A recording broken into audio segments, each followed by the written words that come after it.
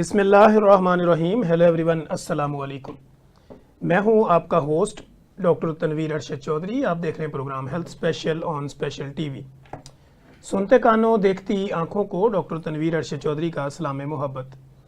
जैसे कि हमारी तमाम ऑडियंस जानती है कि हम हमेशा एविडेंस बेस्ड प्रैक्टिस को प्रमोट करते हैं और बेस्ड ऑन साइंस गुफ्तगू करके डिफरेंट डिजीज़ जो भी आपको होती हैं या आपको होने के चांसेस होते हैं उसके ऊपर अपने एक्सपर्ट को बुला के उनकी एक्सपर्टीज़ जो है वो आप लोगों तक डिलीवर करने की भरपूर कोशिश करते हैं।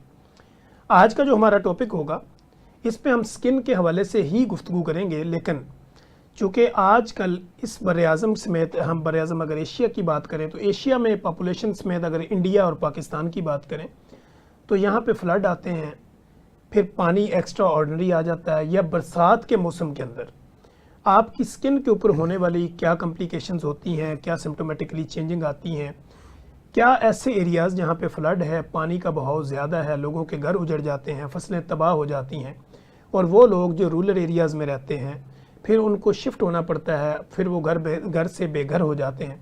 ऐसी कंडीशन में उनकी स्किन के ऊपर क्या क्या बीमारियाँ आ सकती हैं और उनको किस तरह की हेल्प की ज़रूरत पड़ती है और किस तरह वो अपनी स्किन को जो है प्रिवेंट कर सकते हैं, उसकी प्रोटेक्शन कर सकते हैं और अपनी स्किन की हिफाजत कर सकते हैं। इसी तरह हम देखते हैं लोगों को खारिश पड़ जाती है, फिर लोगों को खारिश से बिगड़ते हुए एक्जिमा, फिर फंगल इन्फेक्शन, फिर डिफरेंट एलर्जीज़ हो जाती हैं।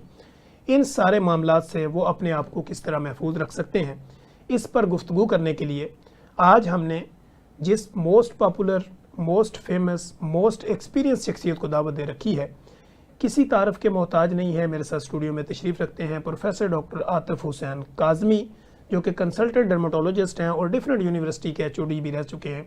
और अगर आप सोशल मीडिया यूज़र हैं या प्रिंट इलेक्ट्रॉनिक मीडिया के साथ आपका कोई लिंक है तो आप डॉक्टर साहब के नाम से बाखूबी वाकिफ़ हैं। डॉक्टर साहब, welcome to the show. Thank you very much, बहुत मेहरबानी सर। फर्स्ट ऑफ ऑल तो थैंक यू सो मच कि हमने शॉर्ट नोटिस के ऊपर जब भी आपसे रिक्वेस्ट की और आपने हमें भरपूर टाइम दिया।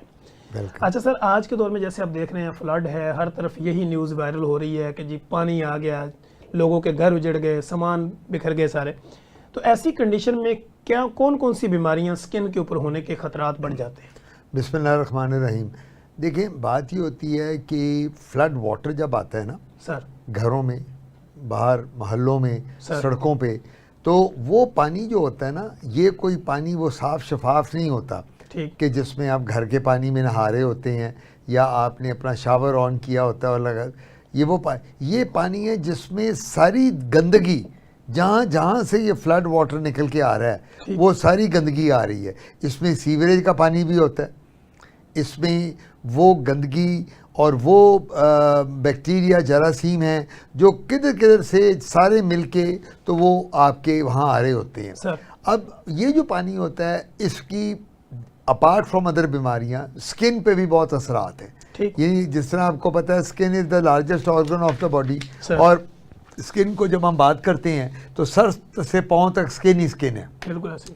तो फ्लड का जो वाटर है इसमें जब आप खड़े हों, आपका घर डूब जाए खुदा ना खास्ता, आप का आना जाना, आपकी मोटर बाइक, गाड़ी, कोई भी आपकी ऐसी व्हीकल जो पानी के अंदर है, या वो जानवर जिनको आप लेके जाते हैं, जो आपके व्यापारी हैं, तो वो बीमारियां इस पानी से बहुत होने का डर है सर। नंबर 1 सबसे बड़ी जो बीमारी है वो खारिश और चंबल है, जिसको एक्जिमा कहते हैं। ठीक। नंबर 2 फंगस है, जिसे दाद या ददरी कहते हैं सर। नंबर 3 खारिश है, जो वबाई खारिश बन जाती है सर। नंबर 4 वो जरासीम या वो ऐसे बैक्टीरिया जो इस पानी में हैं वो आपको काट के आपकी एलर्जी कॉज करते हैं, आपको द्रफड़ पड़ जाते हैं, और उसके बाद जो सबसे बड़ी बात है, आपकी बॉडी में स्मेल आनी शुरू हो जाती है, क्योंकि जब वो गंदे पानी में आप रहेंगे, ये पानी बह के आ रहा है कहाँ से किधर से गुजर के, तो ये बीमारियाँ, फोड़े, फिंसियाँ और दाने, ये बहुत कॉमन है इसमें। और गर्मी में जिस तरह पित्त के दाने होते हैं पसीने में, वो भी बड़े कॉमन होते हैं। तो मैं ये समझता हूँ कि जो ये बीमारियाँ हैं फ्लड वाटर में सर, ये हमें और हब्स में, जिस तरह लाहौर में और आजकल जो मौसम जितना हब्स चल रहा है, यानी बारिश होती है और एकदम स्वेटिंग शुरू हो जाती है, और वो हर बंदा तो एसी अफोर्ड नहीं कर सकता, तो वो अब लोग ये होते हैं बेचारे जो गरीब लोग हैं, जो लेबर क्लास के हैं, उनको दाने भी निकलने हैं, फोड़े फिंसियाँ भी निकलने हैं, पित्त के दाने भी, पित्त के दानों को प्रिकली हीट कहा जाता है आम सर, जबान में। सर। फंगस मैंने आपको बताई, एक्जिमा बताया, अर्टिकेरिया जिसको तुतूड़े त्रप्पड़जा सर। छपाकी कहते हैं, सर। वायरल डिजीजेज भी इसमें फूट जाती हैं, जिस तरह लाकड़ा काकड़ा जिसे चिकन पॉक्स कहते हैं, ठीक। हर्पीज जोस्टर, हर्पीज की इन्फेक्शन, मोके जिनको वॉट्स कहते हैं। तो ये वो बीमारियां हैं कॉमनली जो गर्मी में, पसीने में, हबस में और फ्लड वाटर में देखी जाती है। ठीक। तो सर ये कहा जा सकता है कि फ्लड और जो मॉनसून की बीमारियां हैं ये मिलती जुलती? बिल्कुल कहा जा सकता है। देखें, बात यह है, फ्लड वाटर आएगा तो बीमारियां और बढ़ेंगी। सर। फ्लड वाटर आएगा जब घरों में एंटर होगा तो सारे घर वाले इफेक्ट हो जाएंगे, सर। अनटिल अनलेस कि वो वहाँ से कहीं उनको वैक्यूएट कर लिया जाए। सर। लेकिन जो बीमारियां हैं फ्लड की, हब्स की और जो ये गर्मी की, वो सब एक जैसी हैं। ठीक होगा। अच्छा सर, यहाँ पे हम ये भी देखते हैं कि जब हम दुनिया में ट्रैवल करते हैं तो वहाँ पे लोगों पे हम देखते हैं कि गोरों के अंदर स्किन बहुत चमकदार होती है, गोरी होती है। हमारे यहाँ चूँकि गंदमी स्किन है और लोग कोशिश करते हैं कोई ऐसे इंजेक्शन लगवाए जाएं, ऐसी दवाइयाँ ली जाएं कि हम गोरे हो जाएं। तो बेसिकली हमारी गंदमी स्किन रखने के पीछे राज क्या है? देखें, मौला अली का कौल है कि जब भी अपने आप को किसी से कंपेयर करो सर। तो अपने से नीचे वाले को देखो, ठीक। फिर पता चलेगा कि अल्लाह ताला ने तुम्हें कितना उससे बेहतर बनाया है। सर। ये बेचारा कोई फ़कीर है, किसी का बाजू नहीं है, टांग नहीं है। सर। तो हम लोग जब ये काला और गोरे की बात देखते हैं तो अल्लाह का शुक्र ही अदा करें कि अल्लाह ने हमें गोरा नहीं बनाया। मैं तो ये कहूँगा ठीक। स्किन कैंसर से बच गए। ठीक है। ये जितने गोरे अगर वहाँ आप बाहर common गए है। हैं, सबसे ज़्यादा ऑस्ट्रेलिया में, स्कैंडिनेवियन कंट्रीज में, स्वीडन, फिनलैंड, डेनमार्क, आइसलैंड और यूके, यूएसए, सबसे ज़्यादा अगर कैंसर है तो स्किन का कैंसर की बात कर रहा हूँ, तो ऐसे- वो इन ममालिक में जो गोरी स्किन की आप बात कर रहे हैं। जी तो सर। अच्छा, अब होता क्या है, लोग कहते हैं जी वो जो गोरे हैं वो बीचेस पे जाके समुंदर पे लेट जाते हैं सर। और वो जाके धूप लेते हैं, वो अपने आप को टैन करते हैं। वो एक टैनिंग ऑयल होता है, वो लगा लेते हैं जिससे वो कैंसर से बचना चाहते हैं। तो अल्लाह ताला का लाख लाख शुक्र है, हम लोग जो हैं हमें ब्राउन स्किन का कहा जाता है। सर। हम ब्लैक नहीं आते, ब्लैक आते हैं हबशी या वो काले लोग जो अफ्रीकन कंट्रीज में हैं, नाइजीरिया में हो गए, उधर कीनिया में हो गए, जिम्बाब्वे में वो लोग। हम लोग ब्राउन। सो ब्राउन लोगों का, हम लोगों को फ़ायदा सबसे बड़ा ये है। अब मेरे पास बहुत लोग आते हैं, डॉक्टर साहब, डॉक्टर आते हैं, मेरे मुंह पे तेल हैं, मेरे मुंह पे छाइयाँ, ये मेरा कैंसर तो नहीं बन रहा। हमें कैंसर के मिनिमम चांसेस हैं, कैंसर हमें भी है, बस basal cell carcinoma, squamous cell carcinoma, keratoacanthoma, Bowen disease और HIV में जो एड्स की बीमारी है उसमें जो कैंसर आता है। तो ये कैंसर सारे हैं, लेकिन हम लोगों में जो स्किन प्रॉब्लम्स हैं हमारी स्किन में, वो उस तरह नहीं है जो गोरों की स्किन में है। ठीक हो गया। अच्छा सर, यहाँ पे ना एक कॉन्सेप्ट हमारे यहाँ ये भी है कि मसाज करना, मालिश करना। तो लोग ये समझते हैं अगर कोई हल्की फुल्की ईचिंग है तो वो समझते स्किन में खुश्की हो गई, किसी तेल का मसाज करें। तो बीइंग अ कंसल्टेंट डर्मेटोलॉजिस्ट, आप क्या समझते हैं, मसाज स्किन के लिए फ़ायदेमंद है या वैसे ही लोगों की एक मिथ है? सबसे बड़ी बात है कि आप मसाज किस ऑयल से कर रहे हैं, उसके इंग्रेडिएंट क्या हैं। सर। कोकोनट ऑयल है, तारी मीरे का तेल है, सरसों का तेल है, कौन सा तेल है, पहले तो ये देखना है। नंबर 2, मसाज करने का भी तरीका है। ये ना मसाज करें कि आप अपनी जल्द कोई खुरचना शुरू कर दें, इतना सख्त मसाज करें। वो पुराने ज़माने में जो हमारी बुज़ुर्ग होती थी वो दिमाग का मसाज संडे को करती थी, हमारी नानियाँ दादियाँ, और वो कहती थी कि जी दिमाग की रगें तेज़ होंगी, मेरा बेटा बच्चा बड़ा होकर डॉक्टर बनेगा, इंजीनियर बनेगा, लॉयर बनेगा। तो इन मसाज जो होता है, मसाज हम कहाँ देते हैं, फिजियोथेरेपिस्ट करता है। फिजियोथेरेपिस्ट बताता है, लेट से आपको किसी को फालिज है, किसी को कमर की तकलीफ़ है, किसी को हड्डियों की, पट्ठों की तकलीफ़ है, उसमें मसाज। लेकिन मसाज जो करना है वो मटेरियल क्या यूज़ करना है, ये बड़ा ज़रूरी है। हो सकता है कि आपको एक तेल सूट ना करता हो, मुझे करता हो सकता है कि आपको कोई चीज़ें ना सूट करती हो मसाज के। लेकिन मेरा मशवरा होगा, जब मसाज करें तो अपने डॉक्टर से पूछें, डर्मेटोलॉजिस्ट से, वो आपको बताएगा कि कौन सी ऐसी मॉइस्चराइजिंग लोशन या क्रीम है मेडिकेटेड जिसके मसाज के बाद आपको रिएक्शन नहीं होगा। ठीक हो गया। अच्छा सर, दूसरा हम ये देखते हैं कि जैसे तो हमने फ्लड की भी बात कर रहे थे, फ्लड के दौरान में लोगों को डिहाइड्रेशन भी होती है क्योंकि पानी के मसाइल होते हैं, साफ़ पानी पीने का नहीं मिलता। तो पानी डिहाइड्रेशन स्किन के लिए कितना जो है वो नुकसानदेह हो सकती है? अगर आप पूरा पानी नहीं पीते तो स्किन पे क्या इफेक्ट होते हैं इसके? लेकिन जी पानी अगर नहीं पियेंगे तो सबसे बड़ी बात है कि स्किन आपकी झुलस जाएगी, रिंकल पड़ जाएंगे, स्किन बिल्कुल आपकी जिसको कहते हैं उसमें कोई टोन नहीं रहेगी स्किन की।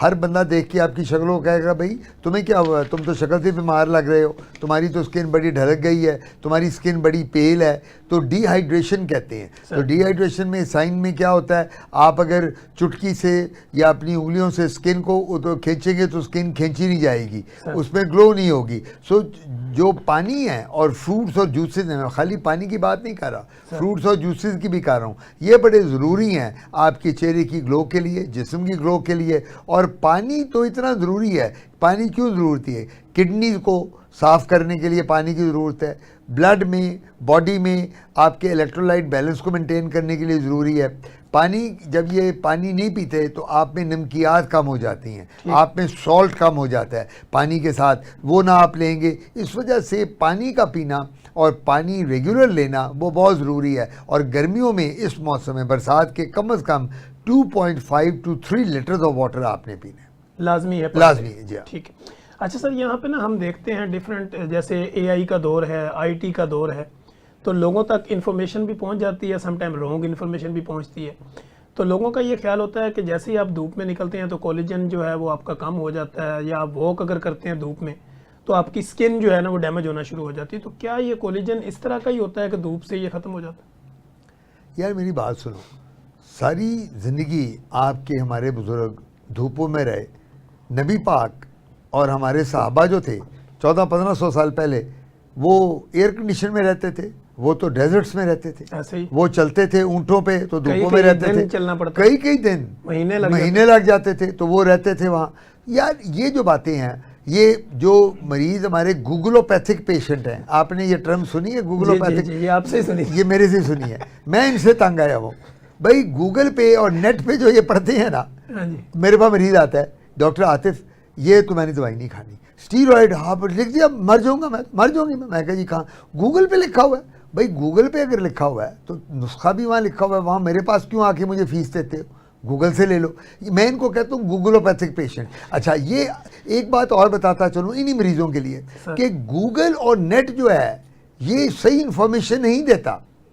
एक दवाई रिसर्च में है, ठीक, एक दवाई की अभी दुनिया में रिसर्च अभी वो रिकग्नाइज्ड ही नहीं है, और वो गूगल और नेट पे उनके बारे में लिखना शुरू कर देते हैं कि जी आ रही है। सो मैं ये समझता हूँ कि आपने कोई ऐसा काम नहीं करना जो आप खुद पढ़ के, जितने मर्जी आप पढ़े लिखे हों, बिल्कुल ऐसे, लेकिन आप ये कहें कि मैं सेल्फ मेडिकेशन करूं, इतने नुकसानात हैं, इतने नुकसानात हैं। अब दवाइयां हैं, मैं आपको बताऊं, आप माशाल्लाह बहुत बड़े फिजिशियन हैं, आप कब से काम कर रहे हैं। एंटीबायोटिक्स जो हैं सर, अब जब तक डॉक्टर डोज नहीं बताएगा मरीज को, मरीज किस तरह एंटीबायोटिक खा सकता है?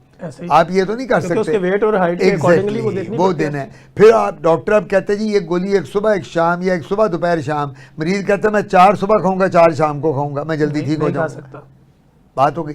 स्टीरॉइड्स जिसका एक बड़ा वाविला होता है, वो मर गए कर गए। स्टीरॉइड जो होते हैं, आप अगर देखें डोज बियॉन्ड लिमिटेड डोज कोई भी दवाई लेंगे कॉम्प्लिकेशन आएगी, ठीक है।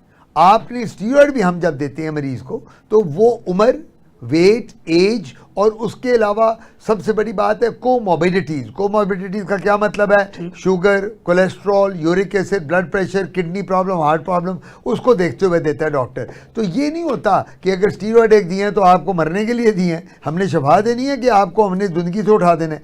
तो बात ही होती है, डॉक्टरों को पता होता है, लेकिन आप जब गूगल पढ़ के आते हैं तो मैं तो बड़ा फ्रस्ट्रेटेड होता हूँ उस वक्त। मैं आपको साफ बात बताऊँ, मैं तो मरीजों को ऐसों को आई डोंट लाइक, क्योंकि आपने अगर खाली गूगल और नेट से पढ़ के आकर और बताना है तो फिर आप घर में वही इलाज करें। Why do you come and पे टू द डॉक्टर? आप वो गूगल खोलो, मुझे आज खांसी है, बलगम है, 4 दवाइयाँ खाओ, उसको नुस्खा लिख लो, खा लो। Don't come to your doctor. क्यों आते हैं?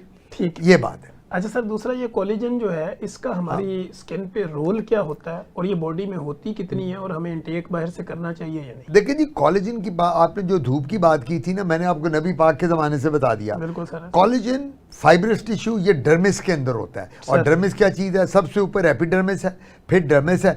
डर्मिस वो चीज़ है कि, और इसमें होते हैं इलास्टिक फाइबर्स। हमारी जो स्किन है, अगर नॉर्मली हम यहाँ खींचते हैं चेहरे की स्किन को तो ये वापस क्यों चली जाती है? अगर हम खींचे यूं तो ये यूं ही की यूं रहे, क्यों जाती है? ये कार्टून में नहीं आप देखते कि स्किन खींचते, तो इसका क्या मतलब हुआ? मतलब ये हुआ कि हमारे में कोलेजन और हमारे में फाइब्रस टिश्यू और इलास्टिक फाइबर्स इतने हैं स्किन के कि वो इसको प्रॉब्लम नहीं देते। गोरी स्किन जो है उसमें कोलेजन और इलास्टिक टिश्यूज और फाइबर, जब वो गोरा जाता है ना धूप में, अल्ट्रावायलेट लेज रहता है, तो वहाँ उसका वेयर एंड टेयर बहुत होता है। हमारे फेस पे, हमें जो ब्राउन पीपल हैं, हमें कोलेजन का कोई मसला नहीं होता अनटिल अनलेस कि हमें अल्लाह ना करे कि कोई ट्रॉमा हुआ हो, कोई बहुत चोट लगी हो, बर्न हो गई हो स्किन, जिसने कोलेजन ही उड़ा दिया, वहाँ हमें प्रॉब्लम आती है। लेकिन कोलेजन के लिए डाइट अच्छी रखें, नंबर 1, फ्रूट्स और जूसेस ज़्यादा लें, दूध ज़्यादा पिएं और प्रोटीन लें, मिनरल्स लें, तो कभी भी आपको कोलेजन का मसला नहीं आएगा। ठीक हो गया। अच्छा सर, ये सारी चीज़ें तो आप इतने ज़बरदस्त अंदाज में बताते हैं, क्योंकि मुझे भी डिफरेंट एंगल से सवाल रखना होता है, ताकि मैं सोचता हूँ कि जो भी हमारा लोअर लेवल पे भी कोई बंदा सुने तो उसको बात प्रॉपर समझ आ जाए कि ये बात किस एंगल से मुझे समझ आती है, क्योंकि कुछ लोगों को डायरेक्ट समझ आ जाती है, कुछ को डिफरेंट एंगल से समझ आती है। अगर से हम फ्रूट्स की बात करें तो बीइंग अ कंसल्टेंट डर्मेटोलॉजिस्ट, आपके नज़दीक कौन सा ऐसा फल है जो स्किन को ज़्यादा प्रोटेक्शन देता है? एनी फल विच कंटेन्स विटामिन सी। ठीक। किन्नू, माल्टा, संतरा, अमरूद, आलू बुखारा, अनार, अपना क्या कहते हैं, अंगूर सर, ये वो फल हैं जिनमें विटामिन सी और मिनरल बहुत हैं। तो हम यूँ क्यों, आप अब अपनी प्रैक्टिस में या मैं जब करता हूँ, हम मरीजों को विटामिन सी क्यों देते हैं? इसीलिए देखिए ना, आपके पास मरीज आएगा, खुद कहता है डॉक्टर साहब मुझे कोई विटामिन सी का कैप्सूल, कोई लोशन दे दें, सीरम दे दें। तो विटामिन सी हमारी स्किन के लिए मैंडेटरी है, और विटामिन सी इन फ्रूट्स में बहुत है, ये भरे पड़े हैं फ्रूट्स उसके साथ। तो इस वजह से हम जब विटामिन सी देते हैं, हम ये विटामिन सी बंद कहाँ करते हैं, कौन सी बीमारी में? मैंने प्रोग्राम में विटिलिगो में, बरस में, जब जिन लोगों को फुलबेरी या बरस हो, उनमें हम कहते हैं कि विटामिन सी को अवॉइड करें, क्योंकि वो विटामिन सी जो होती है हमारे मेलानोसाइट्स को जाके इनहिबिट करती है और वो स्किन को पिगमेंट नहीं होने देती। ठीक हो गया। अच्छा सर, हमारे जो रूरल एरियाज़ में लोग रहते हैं, तकरीबन 70% पॉपुलेशन है कि जो रूरल एरियाज़ में होती है, वहाँ पे लोगों को अगर सर में कोई फंगस हो जाती है या कोई एलर्जी खारिश होती है तो लोग दही और लस्सी का इस्तेमाल करते हैं। तो आपके नज़दीक क्या ये एक मिथ है या इसकी कोई बेनिफिट भी है ऐसे बीइंग अ कंसल्टेंट डर्मेटोलॉजिस्ट? देखिए, जो देसी टोटके हैं ये आज से तो नहीं चल रहे, हज़ारों साल से चल रहे हैं। सर। लोग लगाते हैं, दही लगाते हैं, घी लगाते हैं, मक्खन लगाते हैं, नींबू पानी यूज़ करते हैं, ये अपना नीम का पानी इस्तेमाल करते हैं। सर, लोग ये कहते हैं कि जी एस्ट्रिंजेंट इफेक्ट होता है। कुछ लोग कहते हैं कि जी दही लगाने के साथ आपके जो बाल होते हैं इनमें ग्लो रहती है, चमक रहती है। कुछ लोग कहते हैं जी घी लगाने के साथ आपकी एक तो दिमाग फ्रेश होता है और आपकी स्किन को। मैं हमेशा एक बात करता हूँ, देसी टोटको जिसको सूट कर गए वो तो पता नहीं क्या बनेगा, जिसको नहीं करते वो उसको ऐसा रिएक्शन देते हैं कि मरीज अगले दिन हमारे पास होता है, डॉक्टर साहब पहचाना भी नहीं जाता। तो मैं ये बात करूँगा, अब ये जो पुरानी बातें हम करते हैं ना, ये तब थी जब साइंस ने तरक्की नहीं की थी। ठीक। ये तब थी कि जिस ज़माने में लोगों को पता ही नहीं होता। अब तो भाई जेनेटिक इंजीनियरिंग का ज़माना है, ऐसे ही exosome, stem cell therapy, AI, chat GPT, कहाँ से कहाँ दुनिया, रोबोटिक सर्जरी शुरू हो गई है, रोबोट सर्जरी करते हैं। गॉल ब्लैडर है, रोबोट निकाल रहा है, अपेंडिक्स है, रोबोट निकाल रहा है, लेप्रोटमी है, रोबोट कर रहा है, डिलीवरी तक रोबोट्स कर रहे हैं। अब तो दुनिया बदल गई है, अब तो दुनिया सिमट गई है। बिल्कुल ऐसे ही है। अच्छा सर, जैसे कि हम बात कर रहे थे फ्लड और मानसून की, इस दौरान में हम देखते हैं कि मच्छर और डिफरेंट किस्म के कीड़े मकोड़े, मॉस्किटो निकलना शुरू हो जाते हैं। तो इससे स्किन के ऊपर क्या डिजीज़ ऐसी कॉमन हो सकती हैं जिससे लोग अपने आप को महफूज रखें? सबसे बड़ी बात तो डेंगू इस मौसम में, जो बरसात का मौसम है और ये आता है, फ्लड्स आते हैं, डेंगू इज़ वेरी कॉमन इनसे। नंबर 2, ये जो आप कीड़े मकोड़ों की बात कर रहे हैं, इससे बचने के लिए हमारे पास इंसेक्ट रिपेलेंट लोशंस मिलते हैं मार्केट में, वो हम पूरी बॉडी पे लगा लेते हैं रात को सोने से पहले या दिन को, ताकि बाजू टांगे उससे बची रहें। और कोई जो ये कीड़े मकोड़े या बरसाती कीड़े हैं, बग्स जैसे कहते हैं, इंसेक्ट्स, ये हमें काटें तो हमें रिएक्शन ना हो। तो ये जितने भी जानवर छोटे छोटे होते हैं, इवन फ्लड हो ना हो, बरसात में अगर आप अपनी नारी खोरें कपड़ों की, उसमें भी दीमक लगी होती है। आपके कपड़े के सिले होते हैं, जिसको कहते हैं गीले गीले होते हैं, उनमें भी नमी आ जाती है। सो बात सबसे बड़ी है कि इन हालात में हमें एक काम करना है, इस्त्री कपड़े के ऊपर से भी करनी है और अंदर से भी करनी है। ये बड़ी ज़रूरी बात कर रहा हूँ, बोथ साइड लोग करते हैं। नॉर्मली तो इस्त्री बाहर से की जाती है, लेकिन मैं ये क्या करता हूँ, बरसात में इस्त्री ऊपर से करके अंदर से भी इस्त्री करो, ताकि वो जरासीम, वो कीड़े मकोड़े, वो बग्स जो अंदर चिपके हुए हैं वो भी उसके साथ मर जाए। ठीक है, यानी उसका भी फायदा होता है जी हाँ, रिलेटेड। बिल्कुल जी। अच्छा सर, इस बरसात के मौसम में कुछ लोगों को एक्नी ज़्यादा निकलना शुरू हो जाते हैं, तो उसके निकलने की वजूहात क्या होती है और उसको प्रिवेंट कैसे किया जा सकता देखिए एक्नी जो है वो तो सेबेशियस ग्लैंड्स हमारे जो होते हैं सीबम स्क्रीट करते हैं, जिसको ऑयली स्किन कहते हैं, ऑयल बन जाता है। सर हमारे पोर जो होते हैं वो गर्मी और हबस में बंद हो जाते हैं। अक्सर औकात वो कहते हैं जी मेरे पास मरीज आते हैं, डॉक्टर साहब मेरे तो पोर्स ये देखें, ये तो बंद, ब्लैक हेड्स बन गए, वाइट हेड्स बन गए। तो बात क्या है, हमने अपने आप को फ्रेश रखने के लिए फ्रूट्स और जूसेस लेनी है। दिन में चेहरे को 3-4 दफ़ा हमने धोना है। ठीक। ये ज़रूरी नहीं है कि साबन लगाएं, फेस वॉशेस मार्केट में मिलती हैं, हम लोग खुद देते हैं मरीज़ों को ऐसी दवाइयाँ बना के जिसके साथ चेहरे पे ग्लो आती है। तो मेरा मशवरा ये होगा कि जिन लोगों को कील मुहासे हैं और स्पेशली गर्मी में, पसीने में, हबस में, जब हमारे पोर्स पसीने के साथ बंद हो जाते हैं, तो हमें ये चाहिए कि हम वो चेहरे को बार बार दिन में 5-6 दफ़ा धोएं और बार बार ब्रश उसको टॉवल से साफ़ नहीं करना, टिश्यू लेके हल्का सा डैब कर दें ताकि वो आपका जो स्किन है वो नॉर्मल रहे। जी नाजरीन, हमारे साथ प्रोफेसर डॉक्टर आतिफ हुसैन काज़मी बड़े मज़े की और मुदल्लिल गुफ्तगू जारी रखे हुए हैं। कहीं मत जाइएगा, हमारे साथ रहिएगा। यहीं पे वक्त हुआ एक ब्रेक का। ब्रेक के बाद जब हम आएंगे तो सर के साथ डिफरेंट एंगल्स के साथ कई और सवालात रखेंगे। वेलकम बैक नाजरीन, आप देख रहे हैं हेल्थ स्पेशल प्रोग्राम और आज हमारे स्टूडियो में most popular, most famous, most experience शख्सियत जो हमारे साथ मौजूद हैं, professor doctor Atif Hussain Kazmi. Derma में अगर आप कोई नाम किसी भी जगह पे कोई सर्च करते हैं, क्योंकि आजकल सर कहते हैं कि गूगलोपैथिक पेशेंट बहुत आते हैं तो गूगलोपैथिक अगर कोई है वो वहाँ पे लिखे तो सर का जब नाम लिखेगा तो उसको 45 ईयर्स का जो एक्सपीरियंस है और सर की जो एक्सपर्टीज़ है वो भी उसके सामने आएगी। तो उसको भी मद्देनज़र रखते हुए जब आप हमारा प्रोग्राम सुन रहे होते हैं तो सर की एक एक बात जो है वो एक लॉजिक होती है, एक पूरी साइंस होती है। वो आप लोगों को समझाने के लिए डिफरेंट एंगल्स हम यूज़ करते हैं ताकि आप लोगों को हमारी बात प्रॉपर तरीके पे आसानी से समझ आ सके।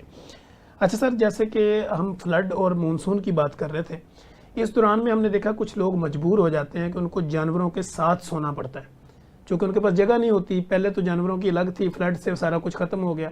अब उन्होंने अपने जानवरों की हिफाजत भी करनी है और उन्हीं के साथ सोना है, तो वो अपनी स्किन को प्रोटेक्ट कैसे करें? बात सबसे बड़ी ये है कि जब आप जानवरों के साथ सोते हैं तो जानवरों से बीमारियां तो आती ही आती हैं। सर आपके पास नॉर्मल अगर घर में जानवर हो, जैसे कुत्ते, बिल्लियां, कबूतर, तोते, मुर्गियां, बकरी जिन्होंने रखे होते हैं, नॉर्मल दिनों में उनसे बीमारियां, फंगस आ जाती है, स्केबीज हो जाती है, पेडिकुलोसिस होती है, जुएं पड़ जाती हैं। सो बात ये है कि जब आप जानवरों के साथ एक जगह पे कन्फाइन होके बैठे रहेंगे और फ्लड में से जानवर आ रहे हैं, आप भी पानी में उसमें हैं, तो फिर तो बीमारियां होनी है। फिर तो जानवर खुद भी बीमार होगा उस पानी से, और जो मालिक है जो उसके साथ बिल्कुल साथ है उसको भी बीमारियां आएंगी। ये तो बड़ा प्रिवेंशन उसकी एक ही है। फिर आप जानवर को ढूंढें या जानवर को बाहर बांधें, आप खुद अंदर जाएं या कुछ करें, जानवर को अपने से दूर करें। और इसके लिए जो गरीब लोग हैं बेचारे, जिनके पास ना कमरा है ना कोई रहने की जगह है, उनके लिए बहुत मसला होता है। ठीक हो गया। तो सर हमने देखा है इस मौसम के अंदर पेडिकुलोसिस यानी जुएं पड़ जाना, लीखें पड़ जाना, खारिश होना सर के अंदर, ये भी आम होता है। तो इसको बीइंग अ कंसल्टेंट डर्मेटोलॉजिस्ट आप लोगों को किस तरह बताते हैं कि प्रिवेंट कैसे करें और इसका इलाज क्या है? देखिए जी, जुएं जो पड़ती हैं ना, ये स्कूलों से पड़ती हैं सर। ये जब भी बच्चे स्कूल जाते हैं, स्पेशली बच्चियाँ, लड़के तो अपने बाल कटवा लेते हैं, बच्चियों के तो लंबे लंबे बाल, फिर वो बच्चियाँ खेलती हैं, एक दूसरे के साथ बैठती हैं, उठती हैं। अब ये जुएं लगने वाली बीमारी है एक दूसरे से। बिल्कुल। अब आपकी कंघी मैं इस्तेमाल करूं, मुझे हो जाएगी, मेरी कंघी कोई और करेगा, उसको हो जाएगी, ब्रश करेगा। तो हम उनको कहते हैं जब जुएं पड़ जाएं मरीज़ को कि बेटा पहले तो अपना हेयर ब्रश और कोम अलहदा कर लो। ठीक। बिल्कुल। जो चादर बच्ची कोई सर पे ले रही है, कोई अपना शॉल ले रही है, कोई हिजाब ले रही है, वो शेयर ना करे किसी के साथ। और कोशिश ये होती है कि डेली बच्चे बात लें। और जुओं की दवाइयाँ मार्केट में आ गई हैं, हम जब जुएं देख लेते हैं, लीखें भी कहते हैं, तो ये देख के हम उनको दवाई देते हैं, वो लोशन हफ्ता 10 दिन करते हैं, मरीज ठीक हो जाता है। ठीक। तो सर इसका मौसम के साथ भी कोई लिंक होता है? सर्दी गर्मी ये हर मौसम में? ये ज़्यादातर जुएं जो होती हैं ये इस मौसम में ज़्यादा है, हबस में ये ज़्यादा आती हैं। जितना आप सर को धोते रहेंगे, साफ़ रखेंगे, जितना आपकी हाइजीन अच्छी होगी, जुओं से बचे रहेंगे।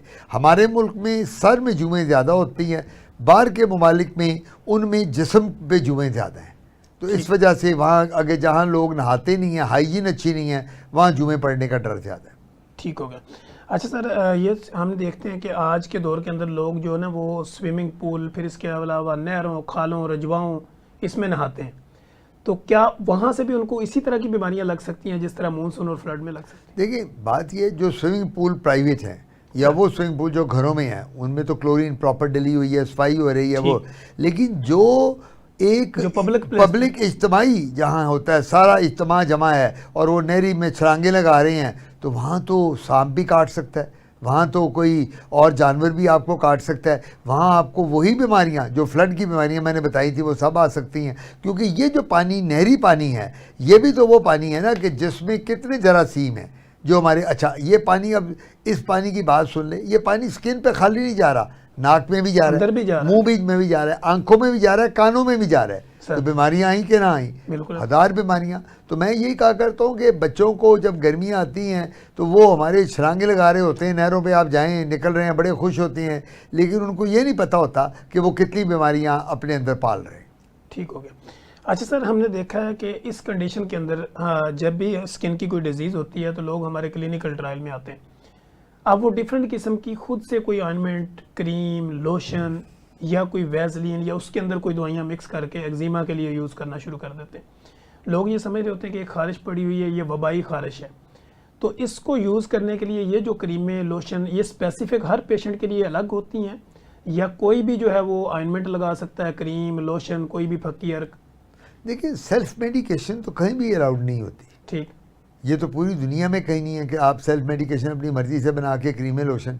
आपकी स्किन और है सर, आपके भाई की और है, आपकी बहन की और है, वालिद की और है, एक ही दवाई सब पे किस तरह लगाई जा सकती है? बिल्कुल ऐसी, ये तो पॉसिबल ही नहीं है। तो ये हम लोगों ने जो ये काम पकड़ लिया ना कि हम खुद ही दवाइयाँ बना के, क्रीमें बना के, हमसाये से पूछ लिया, उसने कहा छोड़ तू फलाने डॉक्टर के पास ना जा, वो तो इतनी फीस लेता है, 5,000, 8,000, 6,000, ये मेरे पास एक नुस्खा है देसी टोटका, इसको में मिलाओ और तू ठीक हो जाएगी, तू ठीक हो जाएगा। ये गलत है चीज़ें। हमें जब तक जैसे लोग गंधक वगैरह और गंधक, बिल्कुल ऑयल वगैरह मंगाते हैं, वो हम गंधक और ऑयल देते हैं किसमें, स्केबीज़ में, जिसको वबाई खारिश कहते हैं रात को। लेकिन ये सब के लिए डिफरेंट बीमारियां एक ही घर में अगर एक जैसी हो तो ट्रीटमेंट डिफरेंट हो सकता है। ये ज़रूरी नहीं है कि एक ही ट्रीटमेंट सबको दें। ठीक है। अच्छा सर, आजकल हमने देखा कि दौर इस तरह का है कि लोग एस्थेटिक की तरफ भी जा रहे हैं और पॉलर्स की तरफ भी जा रहे हैं, फेशियल भी करवाते हैं, हर शेव के साथ, हर कटिंग के साथ डिफरेंट किस्म के मसाज करवा लेते हैं। क्या ये जो मसाज और फेशियल हैं जो कि पॉलर्स के ऊपर किए जाते हैं, नॉन प्रोफेशनल लोग करते हैं, ये आपकी स्किन को कितना डैमेज करते हैं?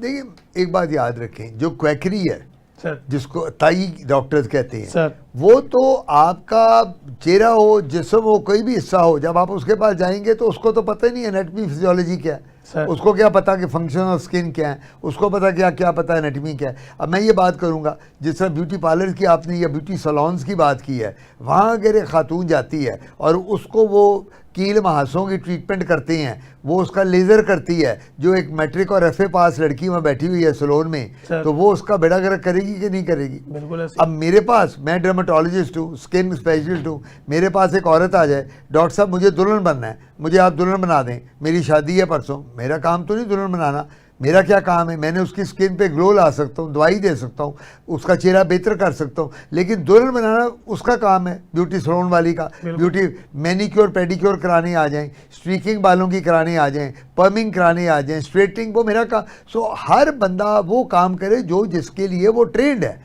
अब ये जितने ब्यूटी सलोन्स वाली हैं, जिन्होंने ये पार्लर्स और जिन्होंने फेशियल्स और जिन्होंने ये पीलिंग वगैरह शुरू की हुई है, मेरा मशवरा ये है कि जब तक वो क्वालिफाइड ना हो आपको वहाँ नहीं जाना चाहिए। ठीक हो, स्किन डिजीज को ठीक कराने के लिए सिर्फ अपने डर्माटोलॉजिस्ट को मिले। सर, तो sir being a consultant dermatologist, आपके नज़दीक हाइड्रा फेशियल की क्या वैल्यू है या क्या उसकी ऑथेंटिसिटी है? अगर ज़रूरत है तो कराएं। ठीक, हर बंदे को, मैं एक बात करूं, ये जो लेज़र जब से आई हैं, हर बंदा लेज़र की तरफ भागता है। मैं खुद करता हूँ, मैं तो पायनियर हूँ लेज़र का। मैंने शुरू किया था 30 साल पहले, किसी को पता ही नहीं था पाकिस्तान में स्किन लेज़र क्या होता है। आई वॉज द फर्स्ट जो मैं डायोड लेज़र लेके आया 30 साल पहले 1998 की बात है सर। और वो तब आया था 80 लाख रुपए का। लेकिन हर शख्स लेजर का नहीं होता इंडिकेटेड। हम लोगों ने क्या बनाया, मजाक बना लिया। बंदा सिर्फ लेजर हमारे डॉक्टर्स भी कुछ ऐसे हैं जो ब्लैक शीप कहलाते हैं, जो गलत काम करते हैं। ऐसे ही। हर शख्स को लेजर नहीं करना। हर मेरे पास आई टेल यू, मेरे पास खवातीन आती हैं, पैसे पूरे वो थपदी रख देती हैं टेबल पे, मेरा लेजर कर दें, मेरा PRP कर दें, मेरा बोटॉक्स या फिलर कर दें। मैं कहता हूँ उठाओ पैसे, आपको ज़रूरत नहीं। वो कहती है आपको क्या, मैं पैसे दे रही हूँ। उन लोगों को कॉन्सेप्ट ये होता है कि पैसे दे के जो मर्जी करा लो। मैं कहता हूँ जी मेरे पास नहीं कराना, जो बात किसी गली महल्ले में पैसे लेते हैं उससे करा लो, आपको ज़रूरत नहीं है। सो आपको ये बताना है हर मरीज़ को कि लेज़र हर बीमारी का हल नहीं है। ठीक है। मैं आपको अभी भी बताऊँ, मैं मरीज़ जब देखता हूँ अपनी क्लिनिक में, मेरे पास जब मरीज़ आता है तो मुझे खुशी कब होती है, जब मैं विदाउट लेज़र मरीज़ को दवाइयों के साथ ठीक करता हूँ। असल एक्सपर्टी तो ये वो है जो मैंने अपने वालिद से सीखी कि स्किन डिजीज़ को दवाइयों से किस तरह करना है, रादर देन कि मैं आऊँ आपको लंबा डालूँ, 50,000 जमा कराओ, ट्र चलो जाओ जी, और आप आगे मुझे कहो डॉक्टर साहब आपने ये काम पकड़ लिया, हर 6 महीने बाद बुला के मुझे 50,000 ले रहे हो, मैं तो 10 लाख खर्च चुका हूँ, वहीं का वहीं खड़ा हूँ। हमें मरीज को गाइड करना है। आम एक लेमैन जब आएगा उस बेचारे को क्या पता, वो तो एक उसको तो ज़रूरत है। तो वो जब आता है, अगर देखिए जो मकाफत अमल एक चीज़ है सर, है ना, अगर आप दुनिया में गलत काम कर रहे हैं, लोगों से गलत पैसा कमा रहे हैं, आपके सामने इसी दुनिया में आ जाएगा, किसी भी फॉर्म में आ जाएगा। ये कलाम पाक में भी दिया हुआ है। तो क्यों आप अपने आप को गुनाहगार करते हैं, ऊपर जाके जवाब नहीं देना। बिल्कुल ऐसे ही। लोग कहते हैं ना कि 6 फुट की कब्र में जाना है, सबने जाना है सर। उन लोगों को भी देखो जिनको 6 फुट की कब्र नसीब नहीं होती, ऐसे ही सर। जो बह गए पानी के अंदर, जो प्लेन क्रैश में कोई मर गया, किसी का एक्सीडेंट हुआ, किसी का पता न चला समुद्र में डूब गया। तो अल्लाह से डरते रहना चाहिए, खुदा ताला के साथ। देखिए मेरे वालिद एक बात कहा करते थे, गुलाम शबीर साहब, आपको पता है फाउंडर थे पाकिस्तान के, फादर ऑफ ड्रामा। डैडी कहा करते थे मुझे, don't run after the money, let the money run after you. बिल्कुल ऐसे। ये उनका था, कहते पैसे के पीछे मत भागो, यहाँ अल्लाह ने तेरी किस्मत में जो लिखा है तुझे मिलना ही मिलना है, हर हाल में, हर हाल में। ना उससे ज्यादा मिलना है ना कम मिलना है, उतना ही मिलना है जितना उसकी दात में एफर्ट करोगे उसको गलत तरीके से ले लो। एग्जैक्टली। तो बात सबसे बड़ी ये है कि हम लोगों ने जो लेजर की आपने बात की है, बोटॉक्स, फिलर्स, ये अपना PRP, थ्रेड्स, उसके बाद क्या सिलिकॉन जेल्स, ये अपलिफ्ट, ये करें जरूर, मैं ये नहीं कहता, मैं खुद भी करता हूँ, लेकिन जहाँ इंडिकेटेड है ठीक, हर एक को ना, हर एक को मत करें, और किसी को गारंटी ना दें। ठीक है। गारंटी किसके पास है, उसकी जात के पास। मुझे मरीज आके कहता है डॉक्टर साहब अगर मैं 6-7 सेशन करा लूँ तो मेरी स्किन चमक जाएगी, गारंटी है? मैं कहता हूँ है, किसके पास? मैं कहा अल्लाह के पास। मैं कहा गारंटी मांगनी? कहता मांगनी। मैं कहा मैं बताता हूँ, 5 वक्त की नमाज पढ़ो, कुरान पढ़ो, चेहरे की सफाई रखो, जब पैसे जमा करो तो नथिया गली मरी का ना जाओ, अल्लाह के घर जाओ, अल्लाह के पास जाओ, अंदर से भी फ्रेश हो जाओ। हाँ, नबी पाक के रोज़े पे जाओ, ठीक हो जाओगे। अच्छा सर, यहीं से रेलिवेंट एक सवाल है कि फैट कैविटी के नाम से आजकल लोग जो है ना डिफरेंट टूल्स के तहत वो बंदे की फैट जो है ना उसको लेफ्ट करने की कोशिश कर रहे हैं, तो क्या बीइंग अ कंसल्टेंट डर्मेटोलॉजिस्ट आपके नज़दीक ये सेफ है?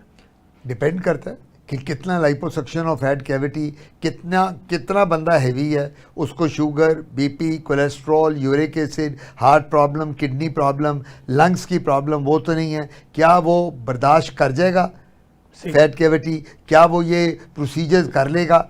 अब बात ये होती है कि आजकल मार्केट में ओबेसिटी के, मोटापे के टीके आए हुए हैं सर, आपने भी सुना होगा, मैंने भी सुना हुआ, बहुत ओजेम्पिक है, मंजारो है, बहुत हैं। ये टीके ऐसे नहीं हैं कि कोई कैंडी दें, चॉकलेट हैं, गोलियां, टॉफियां, चल यार जाओ दो टीके तू लगवा ले, 2 मैं लगवाता हूँ, कल आ तनवीर यार देखते हैं तेरा कितना वेट, ये वो बात नहीं होती।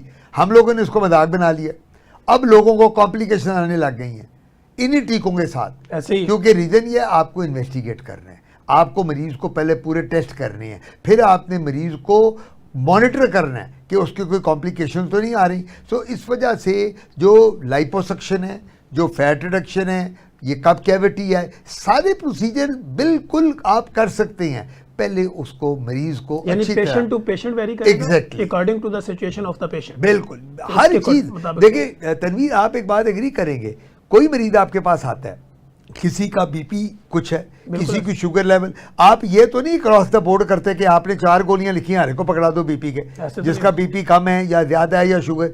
इसी तरह हर मरीज डिफरेंटली बिहेव करता है। हर मरीज का रिएक्शन डिफरेंट होता है, प्रोसीजर्स को भी। सर तो इस वजह से मैं ये कहूँगा कि एक ही बात सबसे ज़रूरी कि खुदारा क्वालिफाइड डॉक्टर के पास जाए ताकि वो प्रॉपर आपका सर्विसेज दे सके। ठीक।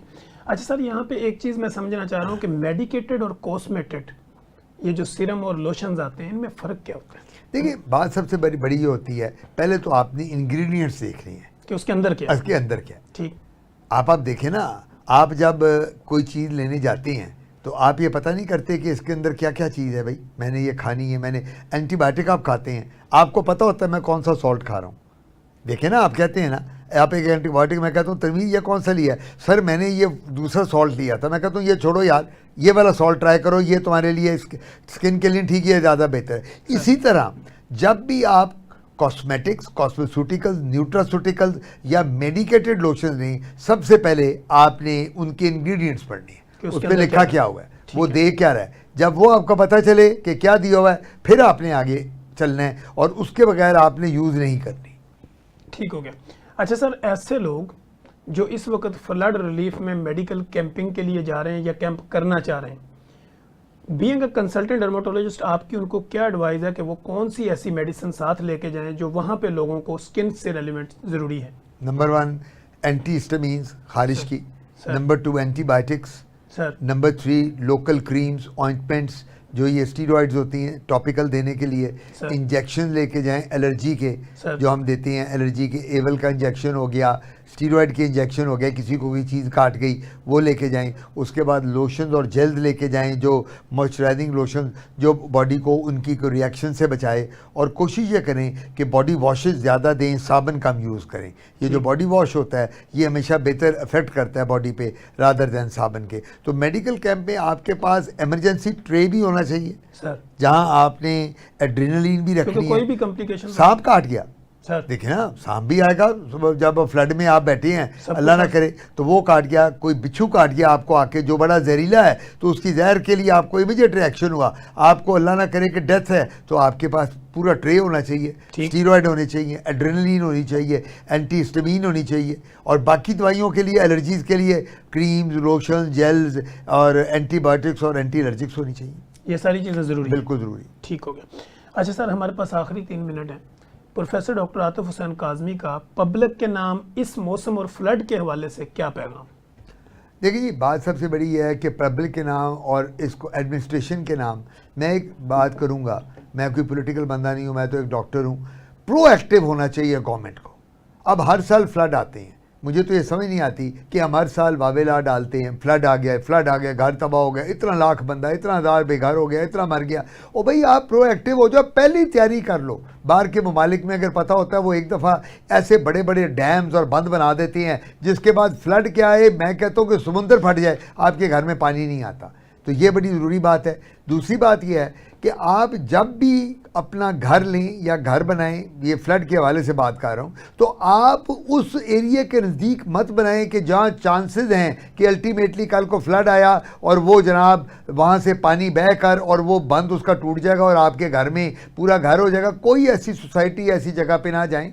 आपने पैसे खर्चने हैं, आपके हक हलाल का पैसा है, कोशिश करें कि बाकी ज़िंदगी मौत तो अल्लाह के हाथ में है। खाली फ्लड में तो नहीं लोग मरते। अल्लाह ताला ने जब आपकी मौत लिखी है, ये हमारा ईमान है कि जब मौत लिखी है हमें आनी है। नींद में लिखी है, किसी एक्सीडेंट में लिखी है, यहाँ लिखी है, किसी बाहर मुल्क में लिखी है, तो मौत तो आनी है। लेकिन आप मौत को दावत ना दें।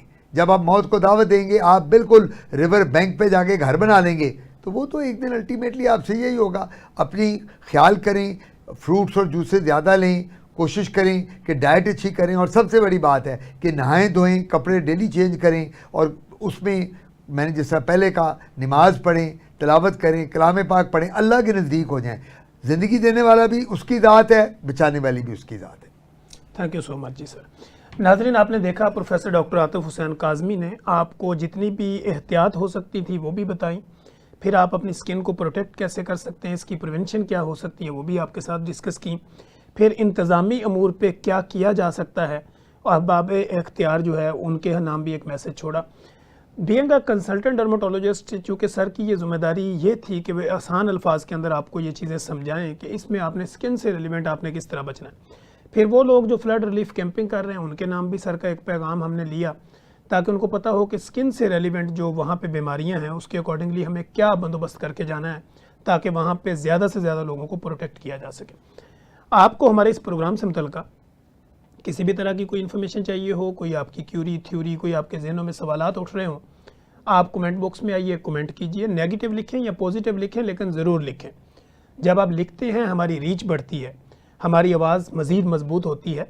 अगर आपको हमारा प्रोग्राम अच्छा लगता है तो आप अपने सोशल मीडिया के जितने भी टूल्स होते हैं वहाँ पे इसको शेयर करें, इस नीयत के साथ कि यह सदका जारिया है, ताकि वो लोग जिनको ये सुनेंगे और उनकी ज़िंदगी में आसानी पैदा होगी तो इसका सवाब और इसका अजर जो है वो हमारे साथ साथ आपको भी मिलेगा।